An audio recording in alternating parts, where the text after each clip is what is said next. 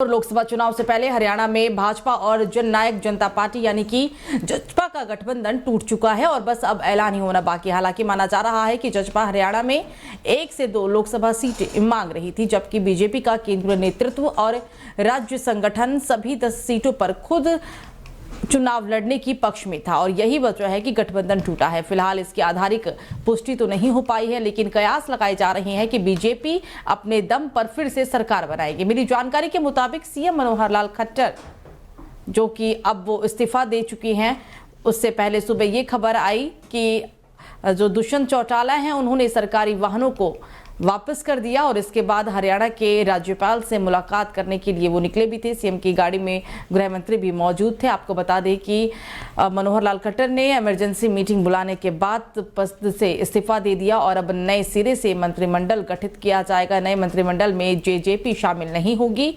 हरियाणा में मुख्यमंत्री मनोहर लाल नए सिरे से सीएम पद की 4 बजे शपथ भी लेंगे।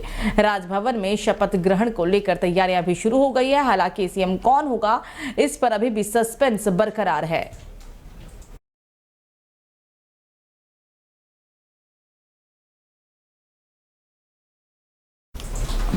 और इस खबर पर ज्यादा जानकारी के लिए फोन लाइन पर हमारे संवाददाता हिमांशु जुड़े हुए हैं। हिमांशु, फिलहाल क्या ताजा अपडेट है, क्योंकि लोकसभा चुनाव से पहले वैसे भी कई महीनों से और पिछले साल भर से ये खबर थी कि चुनाव आने से पहले तो इतना तो तय है कि जो जेजेपी बीजेपी का गठबंधन है वो टूटना ही, और आखिरकार आज ये गठबंधन टूट भी चुका है।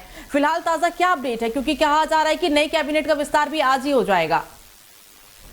बिल्कुल, आपको बता दें कि जिस तरीके से हरियाणा में जो ये बड़ा उलटफेर हुआ है, सियासी जो उलटफेर हुआ है, इसमें जेजेपी अलग हो गई है। और आपको जानकारी दें कि जो जानकारी मिल रही है कि आज शाम को 5 बजे तक शपथ ग्रहण समारोह भी हो सकता है। जो मनोहर लाल खट्टर ने जो इस्तीफा दिया है, एक बार फिर से बीजेपी की सरकार बनेगी हरियाणा में, क्योंकि बीजेपी के पास 41 सीटें हैं। और आपको जानकारी दे कि 6 जो निर्दलीय उम्मीदवार हैं वो भी बीजेपी के साथ हैं, तो वही एक और अन्य भी बीजेपी के साथ है। तो इस तरह से कुल देखा जाए तो बीजेपी के पास 47 वोट हो जाता है, जिसके वजह से उसके पास पूरा बहुमत है। यानी कि बहुमत से एक फालतू, बिल्कुल सरकार तो बीजेपी की बनेगी, ये बिल्कुल तय है। लेकिन जो मुख्यमंत्री की बात करें तो अभी जो कंवरजीत सिंह, जो कि हरियाणा में मंत्री भी थे, पूर्व मंत्री, उनकी तरफ से जो बयान दिया गया है वो ये कह रहे हैं कि मनोहर लाल खट्टर ही एक बार फिर से मुख्यमंत्री बनेंगे। लेकिन जो चर्चा चल रही है, जो एक कयास लगाया जा रहा है कि नायाब सिंह को भी एक उम्मीदवार मुख्यमंत्री कैंडिडेट बनाया जा सकता है, जो कि अभी वर्तमान में हरियाणा के अध्यक्ष हैं, बीजेपी से पार्टी अध्यक्ष हैं, तो उनको भी पार्टी मौका दे सकती है। नहीं तो फिर एक बार फिर से मनोहर लाल खट्टर पर ही भरोसा जताया जाएगा और वही कहीं ना कहीं मंत्रिमंडल पद की शपथ लेंगे। लेकिन ये कयास लगाया जा रहा है कि 5 जो है जो कैबिनेट मंत्रालय है, जो मंत्रिमंडल का विस्तार होगा, जो शपथ ग्रहण होगा, उसमें 5 नए चेहरों को भी शामिल किया जा सकता है। जो ऐसी जानकारी मिल रही है उसमें से निर्दलीयों को भी मंत्रिमंडल में शामिल किया जा सकता है, ऐसे भी उम्मीद है। वही कुछ नए फेरबदल जो है मंत्रिमंडल में किए जा सकते हैं, ऐसी संभावना है। लेकिन जिस तरह से अब बीजेपी की अभी विधायक दल की बैठक भी, आपको जानकारी दे दें कि विधायक दल की बैठक भी चल रही है, उसमें इन्हीं सब चीजों पर चर्चा की जा रही है कि अब अगला मुख्यमंत्री हरियाणा का कौन होगा। क्या मनोहर लाल खट्टर के नेतृत्व में एक बार फिर से हरियाणा में बीजेपी की सरकार रहेगी या किसी नए चेहरे को मौका मिलेगा? इसी चीज को लेकर मंत्रिमंडल जो विधायक दल का जो पूरा वो बैठक है वो हरियाणा में चल रहा है। और ये भी जानकारी मिल रही है कि जो तरुण चुग है और अर्जुन मुंडा, उनको भी वहां भेजा गया है, वो भी वहां पर गए हैं, जो कि पर्यवेक्षक के तौर पर है, जो कि विधायक दल की बैठक में भी रहेंगे और उनके साथ एक सामंजस्य स्थापित करेंगे और सरकार बनाने में पूरा एक अहम रोल रहेगा। किस तरह से विधायक दल को एकजुट रखना है, विधायकों को एकजुट रख के सरकार बनानी है और किस तरह से मंत्रिमंडल का विस्तार करना है, तमाम चीजों को लेकर पर्यवेक्षकों को भी दिल्ली से भेज दिया गया है। देखना होगा कि आज शाम तक किस तरह से जो है शपथ ग्रहण समारोह किया जाता है। जी बिल्कुल हिमांशु, हालांकि कहना यहाँ गलत नहीं होगा कि अगर बीजेपी किसी और चेहरे पर भरोसा जताती है, क्योंकि मनोहर लाल खट्टर की क्या लोकप्रियता है वो सभी जानते हैं। हरियाणा में उनकी एक अच्छी खासी लोकप्रियता है, चहेती नेता में उसे एक वो माने जाते हैं।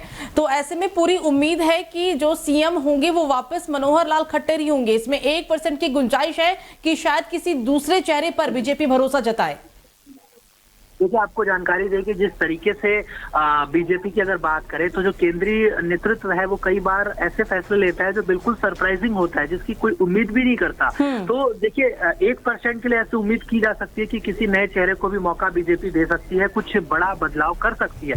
लेकिन जिस तरह से हरियाणा में बीजेपी की सरकार है और मनोहर लाल खट्टर के नेतृत्व में जो सरकार चल रही है, उसको देखते हुए हो सकता है कि जिस तरह से उनकी लोकप्रियता है, जो उनकी पकड़ है जाट समुदाय में, उन तमाम बातों को ध्यान में रखते हुए उन्हीं को दोबारा से बना दिया जाए।